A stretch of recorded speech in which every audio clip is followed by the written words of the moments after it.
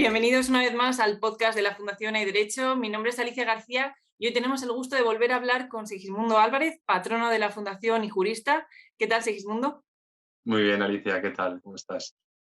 Bien, hace unos meses hablábamos en otro podcast del debate sobre la ley trans, pero hoy me gustaría hablar de un tema sobre el que has publicado recientemente en el blog de la Fundación, que es sobre los protocolos sanitarios que existen en otros países precisamente en torno a esta cuestión. En Sí, concreto, en tu artículo te fijas en dos países que son Finlandia y Suecia.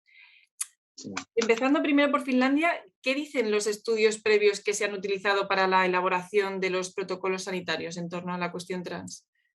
Bueno, pues lo que se ha hecho realmente es cambiar el protocolo sanitario que existía hasta ahora, porque básicamente los estudios que se han hecho recientemente demuestran, por una parte, que no se puede demostrar que los tratamientos hormonales, o sea, hay dos tipos de tratamientos, los de bloqueo de la pubertad y los de tratamiento cruzado, es decir, que sean las hormonas del sexo percibido, que es el contrario al sexo de nacimiento, ¿no? No se ha demostrado que esos tratamientos hormonales tengan unos efectos positivos. De hecho, en el estudio había un grupo de control que recibía un tratamiento psicosocial únicamente y otro grupo que recibía el tratamiento psicosocial, o sea, la asistencia de los psicólogos, pero que además recibían estos bloqueadores de pubertad o tratamiento hormonal cruzado. Y no había una mejora mayor en este grupo que recibía los bloqueadores hormonales que en el otro grupo. Es decir, no parece que eso mejore la situación psicológica, anímica y de satisfacción de las personas. Por otro lado, lo que sí hay también es cada vez más estudios que demuestran que esos bloqueadores hormonales no son inofensivos, porque parecía que era simplemente dar un compás de espera. Pues no, tienen unos efectos muy negativos desde el punto de vista físico, se producen osteoporosis, afectan al sistema nervioso central, afectan a la fertilidad y otros efectos que se están discutiendo si tienen o no. Entonces, pues claro, eso además va unido a dudas que se plantean dentro del sistema médico finlandés, porque se plantean también si la disforia de género, es decir, el no sentirte a gusto con tu sexo biológico, puede formar parte de un proceso natural que se desarrolla durante la adolescencia y que la intervención médica durante ese proceso, de alguna manera, consolida una identidad de género que hubiera revertido, ¿no? El protocolo parte del hecho de que la disforia de género en la mayor infantil, o sea, que se produce en las edades tempranas, incluso en los casos más extremos, en la mayoría de los casos revierte naturalmente. Es decir, que la gente se reconcilia con su sexo antes de llegar a la edad adulta. Entonces, se plantea la preocupación de que estos procedimientos, sobre todo médicos, influyan de alguna manera indebida o contraria a lo que hubiera sucedido de otra manera. Y después se plantea también, en relación con la experiencia que han tenido en el sistema médico finlandés, que la, la dificultad para consentir. Es decir, primero es una decisión que, como vemos, produce unos efectos físicos que se consideran en parte irreversibles y se considera que es muy difícil para una persona que está en la adolescencia, es decir, que no tiene una madurez, que está en desarrollo tanto físico como mental, tomar una decisión que tiene unos efectos para toda la vida. Es decir, dicen literalmente que se duda de que puedan conocer y aceptar la realidad de un compromiso de por vida con una terapia médica y la permanencia de los efectos y la irreversibilidad de los mismos. Es decir, que no se va a poder recuperar las funciones de tu biológicas que tenías originalmente, ¿no? Teniendo en cuenta que cada vez los estudios también demuestran que el desarrollo mental, o sea, el cambio enorme que se produce en los adolescentes desde el punto de vista neurológico, dura hasta los 25 años. Entonces, y eso va acompañado además con otro problema también relacionado con el consentimiento, que es que muchas de las personas que tienen disforias de género tienen patologías, otras tienen patologías médicas de tipo psiquiátrica, ¿no? Es muy frecuente que concurra la depresión, la angustia, lo cual hace más difícil tomar una decisión madura. Ujú. Y además dicen que también puede equivocar sobre que la solución, o sea, la afirmación de género va a solucionar ese problema que es totalmente distinto. Es decir, el que tiene un trastorno psiquiátrico, el tratamiento de la disforia de género no le va a solucionar su problema psiquiátrico. Ujú. Y entonces, en base a todos estos estudios y estas conclusiones médicas que se han sacado, ¿qué propone el protocolo sanitario finlandés para el tratamiento de las personas con disforia de género? Claro. Pues lo que propone es simplemente el tratamiento psicosocial. Es decir, las personas lo que tienen que tener es un acompañamiento, tienen que poder expresar cómo se encuentran, cuáles son los problemas, que se les vaya acompañando y ese debe ser el tratamiento por defecto, no la afirmación del género percibido, que era un poco la teoría o lo que se llamó en su día el protocolo holandés y que realmente se ha demostrado que no tiene una base científica. Entonces, lo que se trata es de hacer un acompañamiento, un tratamiento psicosocial de esas personas, tratar si de manera, por supuesto, separada las afecciones psiquiátricas que tenga esa persona y eventualmente se puede hacer una exploración de género, es decir, de evaluar si efectivamente hay una disforia que va a permanecer en el tiempo, pero siempre teniendo en cuenta la gravedad de los síntomas, que los trastornos psiquiátricos y las dificultades de desarrollo pueden predisponer a un joven a la aparición de la disforia de género. Y después, sobre todo, no tomar decisiones que sean irreversibles en un momento de inmadurez. Es decir, que la reasignación de género, es decir, los bloqueadores hormonales, el tratamiento hormonal cruzado durante la minoría de edad, debe considerarse una práctica experimental, dice el protocolo. Es decir, una práctica experimental es una práctica de la cual no hay estudios científicos que se considere, que demuestren que tiene efectos positivos. Con lo cual, quien realice o quien termine después de una evaluación médica adoptando esta opción tiene que ser consciente que no se sabe, que se conocen bien los efectos negativos y los efectos positivos no están demostrados. Ujú. Y en Suecia cuál es la situación? En Suecia, ¿por qué, por ejemplo, no se realiza ningún tratamiento de bloqueo en la pubertad o en pacientes menores de 16 años? Sí, bueno, esto también ha cambiado, en Suecia ha cambiado casi un año, bueno, 9 meses después cambiaron también el Ujú. protocolo.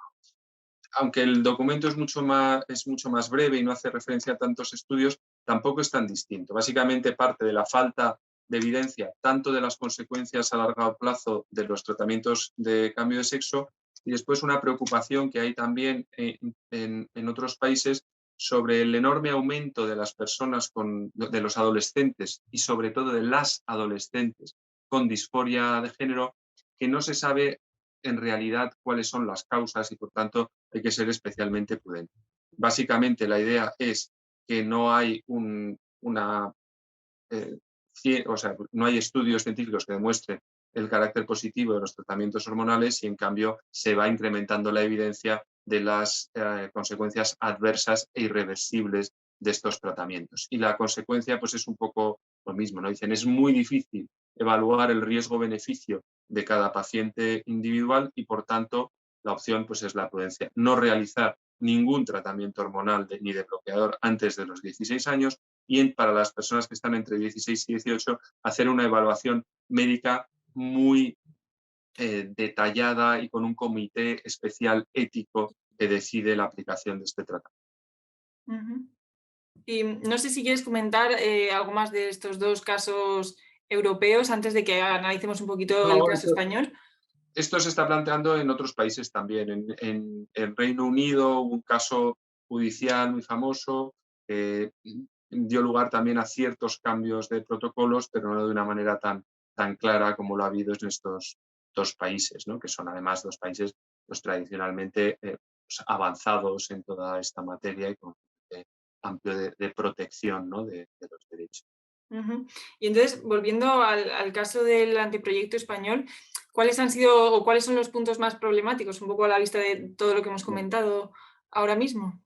Claro, el problema es que a la vista de esta nueva evidencia y de las faltas de evidencia que hay, pues bueno, parece que para los menores y las personas con problemas psiquiátricos la regla debería ser la prudencia. Sin embargo, nuestra ley, que ha cambiado respecto del borrador inicial, mantiene la idea de la libre autodeterminación de género y además, que a mí personalmente, bueno, yo creo que es lo más preocupante, se plantea especiales problemas en relación con los menores, ¿no?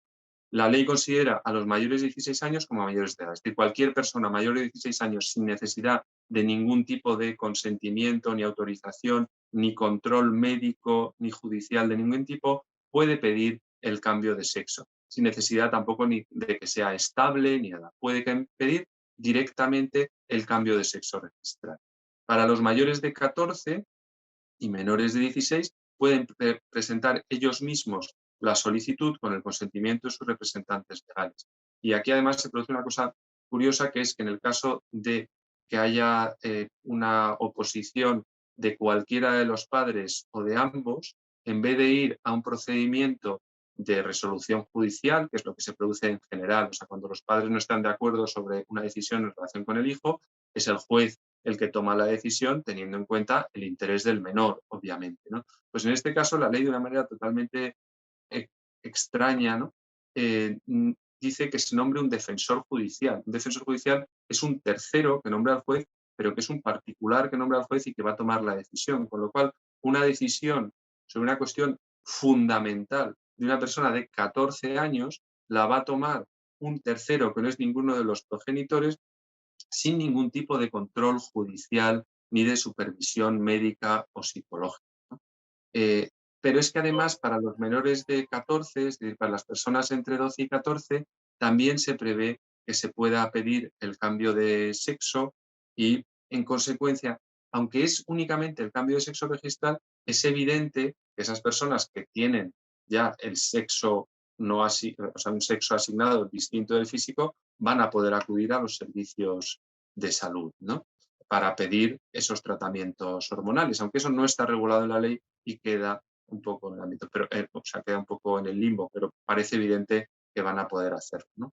Y después también se plantea un problema con las personas con problemas psiquiátricos, ¿no? Con otros trastornos. La ley no solo no exige ninguna evaluación psicológica, que teniendo en cuenta la frecuencia con la que concurren estos síntomas, según se demuestran los estudios y como se dice en el protocolo finlandés, pues probablemente sería aconsejable, sino que expresamente lo prohíbe. Prohíbe expresamente que se pida cualquier informe psicológico o de psicológico psiquiátrico, ¿no?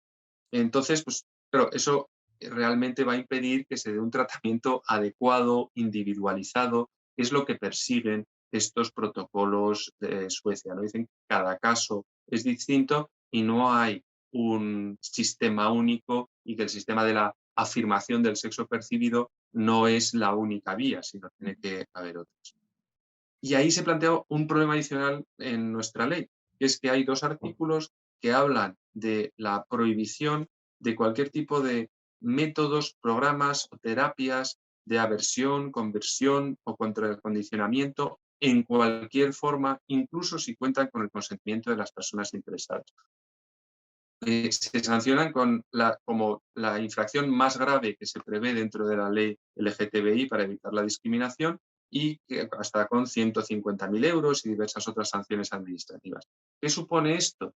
Que indudablemente va a impedir que los médicos y los psicólogos actúen de una manera profesional, porque es tan amplia la edición de la ley que cualquier consejo, incluso de espera, de no tomar decisiones irreversibles, de no hormonarse, podría eventualmente considerarse, y por una asociación, incluso en contra de la voluntad de la persona tratada, como una infracción, lo cual yo creo que va a hacer más difícil a los médicos realmente actuar de una manera pues, personalizada, independiente y profesional en relación con en el asesoramiento de este problema que es la disforia de género en adolescentes. Pues muchísimas gracias, Segismundo, por habernos dado estas claves. Es un tema sobre el que yo creo que volveremos también para seguir hablando de cómo evoluciona este anteproyecto. Y nada más que agradecerte por tu presencia en los podcasts de la Fundación Hay Derecho. Muchas gracias a ti, Alicia. Y muchas gracias también a todas las personas que nos seguís. Os animamos a que nos sigáis escuchando en estos podcasts y que nos sigáis también a través de redes sociales. Un saludo y nos vemos en el próximo. Gracias, hasta luego.